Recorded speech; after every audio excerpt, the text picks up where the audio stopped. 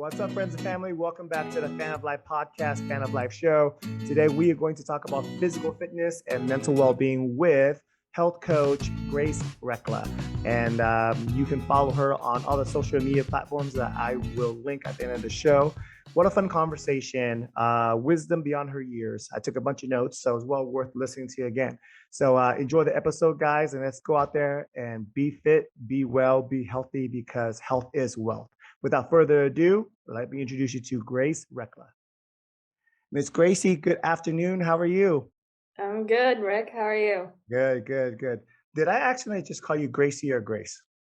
You definitely said Gracie. Okay, the reason why I bring that up is because I had a friend that used to always correct me, and her name was spelled Grace, but she trained me to say Gracie, and then sometimes I say subliminally. So I apologize. But I hope your Saturday is going good. We've been trying to get together for a while, so thank you so much for making the time. You're based out of Austin right now, right? Yeah, I am. So it's hot and humid? I wouldn't say humid really. It's hot for sure, but the Yeah. humidity isn't terrible. Right. I always it's on my checklist of things to do and places to go. So before we get going on the real talk today, Terry Blacks, is it all it's cracked up to be? This is a funny question. So I've been in Austin for almost a full year. It'll be a full year on the 3rd of July, and I haven't been to any What? barbecue. Yeah. You Yeah. haven't So been. Oh no, we might have to edit this part out. Oh no. yeah, no, I'm probably gonna get shunned for that. But yeah, no, so I've heard that there's really great barbecue all around. I've just been dealing with a lot of like gut health things, and so Mm. I haven't gotten to a lot of the restaurants yet. Gotcha. No, I'm teasing. That definitely is one of my stops. I have a buddy that live on the outskirts of Austin. He says the lines is just crazy. But Mhm. anyway, that's neither here or there. So tell me a little bit about yourself. I know you are in the fitness industry. You do coaching and what have you. And we are now mid-year. And if I were to assume, I would assume that at the beginning of the year is probably some of your busiest times, right? People's New Year's resolutions. And then maybe around this time is also some of your busiest times because people want their summer bod, right? Uh, so talk to me a little bit about your journey, your fitness, and your business. Yeah, so wow. The online coaching only started more recently. Okay. So that's something that I has been kind of in the back of my mind that I've wanted to do for a while. And I had like the imposter syndrome to get over. Online is a lot scarier space. I've been doing Mm, in-person training now for about a year and a half. And that's like a lot easier to get into. There's not as much pushback, I guess. So online coaching, I just jumped into probably a few months ago. So I don't really know the ins and outs of the clients coming in for that, but I know for in-person coaching, definitely a lot of people coming in at the beginning of the year. And actually in the beginning of summer, people tend to drop off a bit because they're really? going on vacations Mm. and yeah, and they just want to enjoy the summer. So it's actually more like spring when there's another surge of people getting ready for summer. Right. That's interesting. I always thought it was, well, I guess that would make sense. You get ready for that summer bod in spring. But, when it comes to fitness, I think the challenge that people have to get over, it's not a seasonal thing, it's a lifestyle, right? Yeah, absolutely. And people realize that once they kind of get into it, but in the beginning, when you have like that giant surge of motivation, Mm-hmm. you're like, okay, I have 30 days until I'm going on this vacation or my birthday or whatever it's going to be. And they're all in, and then they realize that yeah, it's kind of a lifestyle thing, not a 3 week, 4 week transformation. Right. So what about you then? Has this always been part of your life, or is something you made a decision on, or you kind of fell into it, or how did the fitness evolve into something that's a big part of your life? Yeah, I actually wasn't really into fitness growing up. My family is not a fit family. We weren't a sports family. I did dance growing up, but I didn't do intense dance. Hmm. So that was like my main athletic thing, kind of just like keeping me in maintenance. But in college is when I started getting more into weightlifting. So I went right from dance into weightlifting and just kind of left dance behind. And it was more like a hobby for a while. And I remember actually calling my mom, like on the way home from the gym in college, several times, saying, like, why can't I just make a career out of this? This is like the main Mm. thing that I enjoy. And I didn't think that that was really a possibility. It was just kind of like a haha, like, wouldn't that be cool kind of a thing.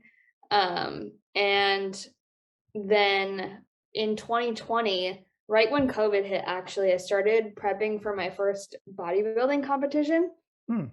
And kind of like after that, I was like, okay, there's no way that I can do something outside of fitness. Like, I love it too much. And so then that's when I kind of started brainstorming, getting into coaching. And how to turn this into a career, your passion into a career. Yeah. Good for you. Good for you. And to find it at a young age too, that's important because I think a lot of times people kind of bounce around and try to chase the shiny object, you know. But if this is Mhm. something you have a passion for and you change people's lives and stuff in the process, I think you're ahead of the game. So congratulations to you on that. Yeah. Thank So you.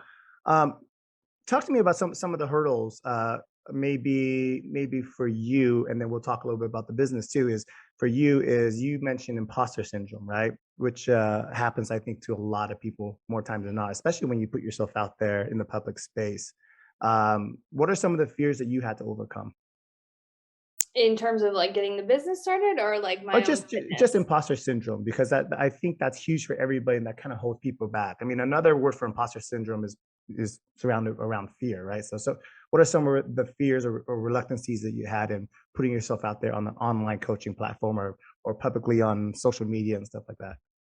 Yeah, I think a lot of it is just kind of what you put in your own head, you know? You think Hmm. that people are going to react a certain way to you putting content out. For me, the biggest thing was I followed a lot of bodybuilders because I was in that space. Hmm. And because bodybuilding is, well, it can be dangerous. You know, you kind of put your life on the line almost if you don't go about it in a healthy way. And Yeah. there are a lot of coaches that have really like destroyed people's health. So there's a lot of pushback in that coaching industry. And even though that's not the type of coaching I wanted to get into, I just felt like if I put something out, people would come at me and say, like, oh, you're not qualified, like you don't Mm. have a dietetics degree, things like that. Even though I am certified, like I'm a certified nutrition coach and a certified personal trainer, I just felt like because I didn't have this higher education, that people are going to push back. But it's just kind of taking that first step and putting it out there and putting your feelers out and seeing like how people react. And it's Yeah. overwhelmingly supportive for me. So that Yeah, was you kind of touched on what I was going to answer or follow up next is, was it as bad as what you had in your head as yeah, far as no, good? absolutely. It wasn't at all. I don't think I got any negative comments. I've recently ventured over into the TikTok world, and people are a little bit more brutal over there, but it's Hmm. not. I mean, some of it is kind of comical, the comments that people will put out. So I just take it more as like people are looking for cheap entertainment. Yeah. Um, and it's not people that I know personally, so it's not as like hard on me, I guess. Right, right. I think you're gonna put yourself out there, you have to have thick skin and realize most people, I think if they met you in person, they wouldn't do a fraction or say the fraction of the things they say on social media, right? Yeah. So what are some of the misconceptions, you being a female and you are really into weightlifting, body sculpting and everything along those lines? What are some of the misconceptions in terms of women lifting weights or even lifting heavy? I know the stigma is less and less nowadays. You know, people, I mean, I know a lot of friends, my friend Andrea out squats me, right? But I think there's still some people stuck in that old school where they go, well, you know, I'm a girl, I shouldn't be lifting heavy or I shouldn't be lifting weights.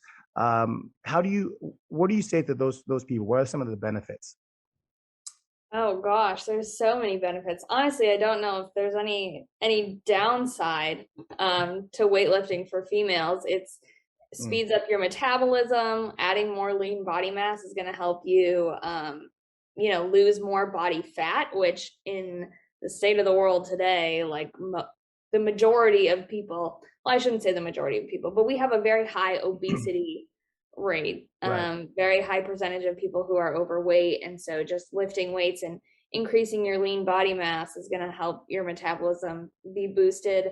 Um, it's also really good for your bone density. So as females get older, you go through menopause and your bone kind of dwindles down a little bit. If you have that strength training background, you're going to have more dense bones. So you'll be less likely to like break a hip if you fall over and things Mm, like that. So it's good for you lifelong. Yeah. yeah.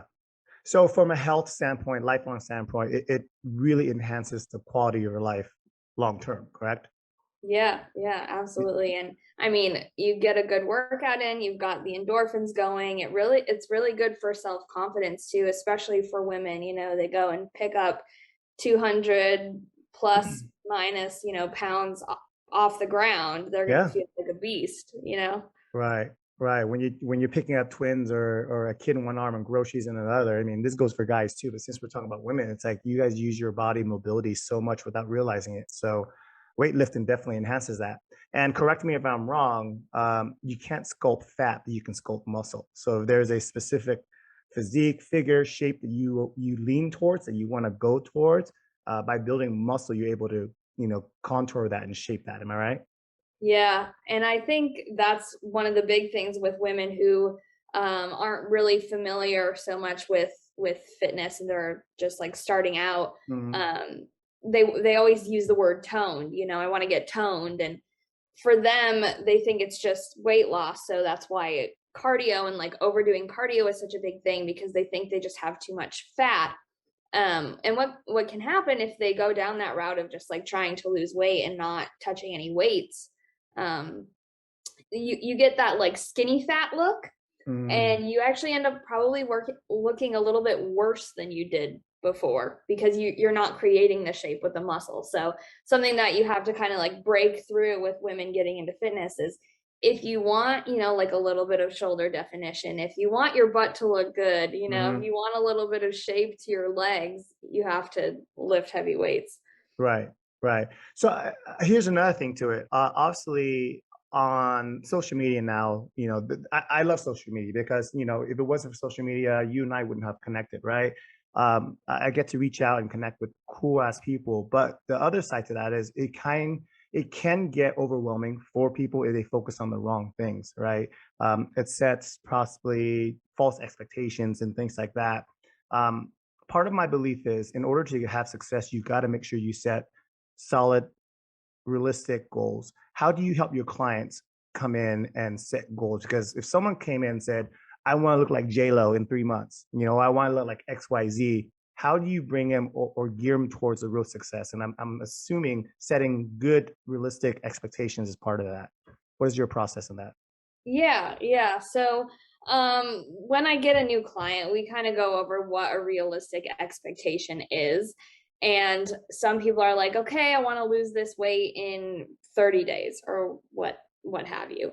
And I'm like, "Okay, if you want to lose this amount of weight in 30 days, this is exactly what you would have to do to get that." Mm-hmm. And then explain to them that that's probably extremely unhealthy. So if it's like 30 pounds in 30 days, we would break it down, like how much of a calorie deficit they would need to be in and kind of what that amount of food looks like. And then just go off of that and explain, I don't want you to do that. Like no part of me wants you to do that. That's extremely unhealthy. And Right. usually there's some kind of trust built there already with their reaching out to me for coaching. And so they won't go forward with that. And they'll kind of like trust me and go with the plan that I set out for them to maybe lose that 30 pounds, but over a longer period of time. That's awesome. That's awesome. Um, you mentioned earlier when you were talking about, we kind of have a little bit of, I'm not even going to sugarcoat it. We do have, I believe, an epidemic of unhealthy society in America, right? But the irony of it is you can go to a gym like every 5 mile radius, there's a gym. So accessibility online, stuff like that is abundant. What do you think is some of the key things that's causing Americans to become unhealthy or overweight or obese? Um, I Googled, someone told me one time, Google a picture of a beach, a random beach in the 70s, and Google a picture of a random beach now in 2022. the physique of people has drastically changed. It's crazy. It's crazy how much has changed. So even though there's a gym around the corner of everyone's house, why do you think we're seeing that more in society?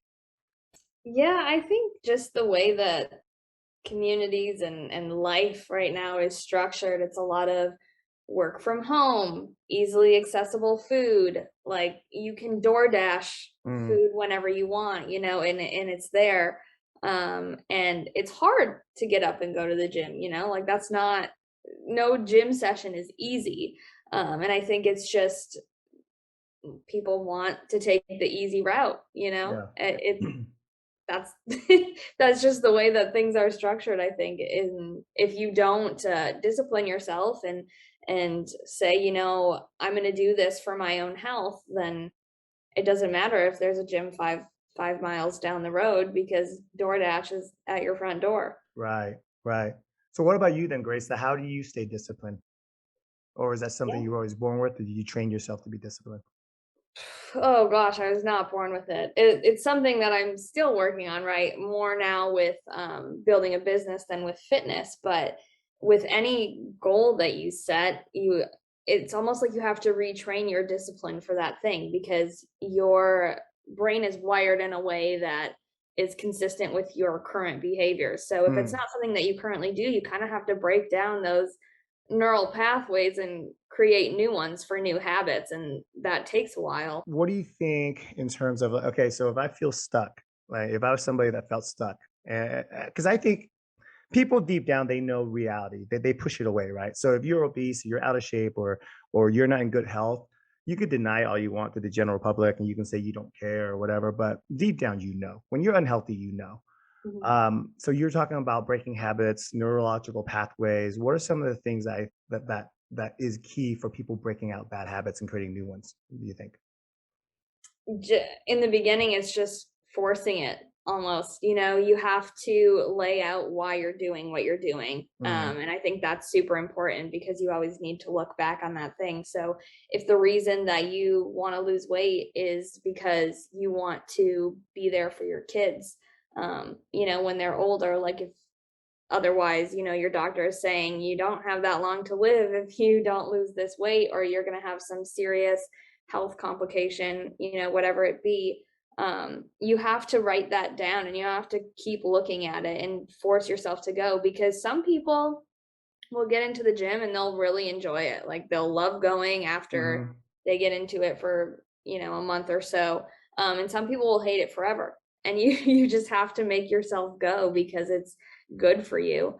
Right. And yeah, so it's just having the reason that you're doing it lined out and reminding yourself of that constantly to force yourself to do what maybe you don't want to do. I love that. I love that because that's a realistic view of looking at success, right? Because I think a lot of people think you put it perfectly. You look at people that go to the gym. You look at two separate people. They've been going for 20 years. One person fell in love with it and they go gladly. The other person forces themselves to go. But at the end of the day, the result's the same, meaning that they both can achieve their physical, health by going. It doesn't mean that's always easy. Sometimes the things that you have to do are the best things for you. So if you feel like you're forced to go, then force yourself to go, and that's not a bad thing, right? So I know with I know a lot of people in the industry. One of my best friends owns a gym here in Las Vegas. He's competed and stuff. So I know the discipline it takes. And people think, everything is built in the weight room. Most of your results come in the kitchen, right? And I think that's where people start falling apart because I think we're emotional creatures and we eat emotionally. Um, how do you prevent yourself? Do you have things or tools that you use to control your emotions? Because me, I eat emotionally. If I'm upset, I want to eat. If I'm sad, I want to eat, et cetera, et cetera. So you being, a human being, I'm sure you have emotions that do this. How do you prevent yourself from falling into that trap of emotional eating? Yeah, that's a hard one for sure. It's a hard one to get over, and I think the reason that I don't struggle with that as much personally is from being a competitor. Mm, But I know plenty of people that struggle with it and have to just kind of make themselves do it, like just like with going to the gym. Yeah. Um, but when I did struggle with emotional eating, I think a big thing is just planning out your meals and what you're going to do ahead of time, and just making that so easy to follow that it'd be more difficult to go off of your plan.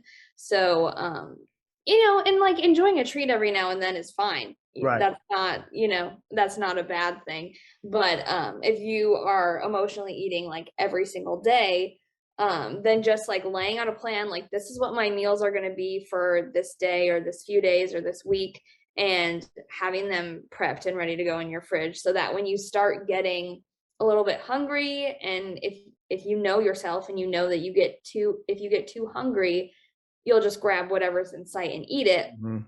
If you make the healthier option available and ready, and it's already like logged for your day and planned out, and then you just eat that, you're probably going to be good because you're not emotionally eating from being over hungry. If you're emotionally eating because you're like sad or upset and you're not hungry at all, but you just want like food for comfort, I think it's just not making those things accessible to you. So like Mm. not having them in your house, or I know some people have like snacks in their work office or whatever.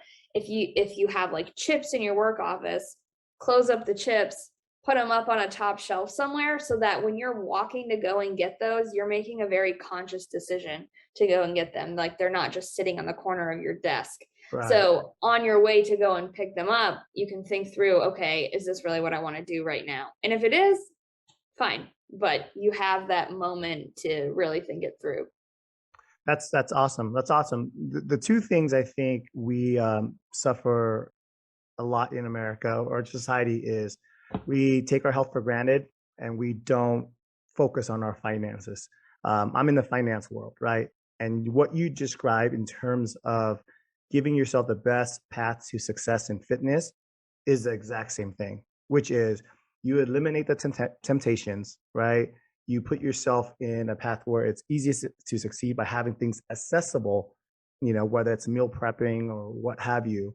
And it all comes back to proper planning and making sure that everything that you do is going towards that goal and not away from it. And if you are not able to do that right now, that's why it's important to get yourself a coach. So that is my parlay into the next question for you. As you're growing your business, I know this is the early stages of your business. What is your and this is going to change, but what is your goal and what's your dream ultimately for Grace Enterprises in terms of the business side of things? Yeah, I don't know really what the end goal is, to be honest with you. I know that I want to have a full online client roster first, to just kind of start out there. I Mm, might venture into some group coaching, um, maybe something that I've thought about a little bit, that I've kind of played with the idea, is doing something where I can travel more and do just some like educational slash active like workout like seminar type thing. So like hmm. going to different big cities and having like a health, wellness, nutrition, education session slash like group workout thing. But that's not really thought through right now. I'm doing part-time in-person coaching and then part-time building my online coaching. So Yeah. yeah, just working my way through. It'll evolve. It'll evolve. It'll be cluttered for a little bit, and then one day it'll just go, oh, this is an idea that I can attack, and then that'll spill into anything else. But I think you talking about traveling and giving workshops and stuff like that. That's awesome. It takes care of two things at once. You get to reach a bigger audience, and you get to see a bigger part of the country, if not the world, right? So, uh, don't let that go. Stay on that. I think there's something there for sure. So, life isn't always protein shakes and weights. So, what do you do for fun? Well, right now it's a lot of working. I recently, so what I was doing, honestly, like a few months ago, and this just ended, I was working actually three jobs at the same time. So I was Hmm. trying to build a business. I was doing a part-time administration job at a mental health office, and then I was also doing part-time in-person training. So then I had absolutely no free time. Like I was working 7 days a week, all hours, barely sleeping. Uh, But when I got rid of my administration job, I do have some more leeway now. So I finally decided that I'm going to take Sundays off of work completely. So I'm working now Monday through Saturday, and Sundays I'm kind of dedicating to some free time. So it's been mostly just like hanging out by bodies of water, like out on a mm, boat or at a beach, or paddle boarding I'm going to be doing this weekend. So I just like being outside, being active. I'm not yeah. a big like go out to eat person, or anything crazy. Right, right. You're not a big, like, huge party person. You more nature. Is that kind of like your form of meditation, being outside, being in nature, being Yeah. in water? Yeah, and I'm not originally from Texas, so being here and having the heat is actually very nice for me. I love it. So yeah, just getting to be outside here is great. Where are you from originally? I'm originally from Michigan. Ah, okay. Yeah. Yeah, definitely different weather for sure. Yeah, and I recently went back there, and it was, I think, in the 70s the whole time I was home, and it was freezing cold. My wife and her family, my in-laws are from Pittsburgh, PA. I'm a California boy. We live in Vegas now, but Okay. um, I used to think 70 was cold until I went to Pittsburgh, Pennsylvania in like January. So you going paddleboarding this weekend, you said? Yeah. You been before? Not here. I have Okay. been, but not in Austin. Not a bad upper body workout. Kind of fun. I like it. Yeah. I like it. Yeah, I live in the desert, but we have a couple of real lakes and then man-made lakes, and there's one 20 minutes away, and the family go out quite a bit. It's fun. So before I let you go, I value your time, so thank you for this, and I love to follow your journey, and we'll do this again and kind of stay on top of how your business has grown. Um, the mantra of my show is, conversations to inspire. And I reached out to you because I followed you on social media, and I love your energy and I love your vision for things. What are some of your life lessons? I know, albeit that you're still very young, so congratulations on that. What are some of the wisdoms that you can embark on people as they decide to go on a journey of fitness and well-being? Yeah. I don't know if you've noticed, but a lot of the things that I post are kind of geared toward just mindset as Hmm. well. That's a Hmm. really big piece of fitness, I think, and just a really big piece of life. So I think really just working on yourself and getting your mindset in the right space, whether that's, through having deep conversations with friends or family members, or like going to therapy. I'm a big advocate for therapy. Mm, And just kind of like working through your limiting beliefs and working through what's holding you back, and um, trying to get to a point where you are living in alignment, where you're like yes. going after goals and dreams that make you the most happy. Because I think too many people will settle for what's easy and what's comfortable and what they're told to do, instead of going after what really makes them excited and brings out passion in them, because they're afraid of failure or pushback, or just like disappointing their parents or whatever it is. So I think just, yeah, getting yourself into a headspace where you are you believe in yourself enough to go after what you really care about. That's beautiful. That's beautiful. And that's so important. And it goes back to my original question that you already answered. It's not as bad as it is that you try to put in your head, right? Most things aren't as bad as it is in your head. So get out of that space and go out and chase your dreams. And I'm so happy for you that you found a passion that you can really dive into, because most people don't. Mm. So congratulations again on that. And I look forward to follow your journey. Tell the people where they can find you, reach out to you, get to know you. And I'll link all of your social media on the description as well. But go ahead and promote yourself a little bit. Yeah, so you can find me on Instagram. It's at gracerecla underscore. It's where I put a lot of my coaching content nowadays. But if you scroll down a little bit, you'll see all of my old bodybuilding stuff. If Cool. you want to apply for one-on-one coaching, or just kind of see what I'm about, you can go to mindshiftfit.com. It's my website. Awesome. Awesome. Congratulations. And I look forward to following you in your journey. I will be a supporter, and let me know if anything I can do to help you. Okay. Yeah, thank you so much. Yeah, we'll stay in touch. Thank you so much. Have yourself a great day. Enjoy paddleboarding.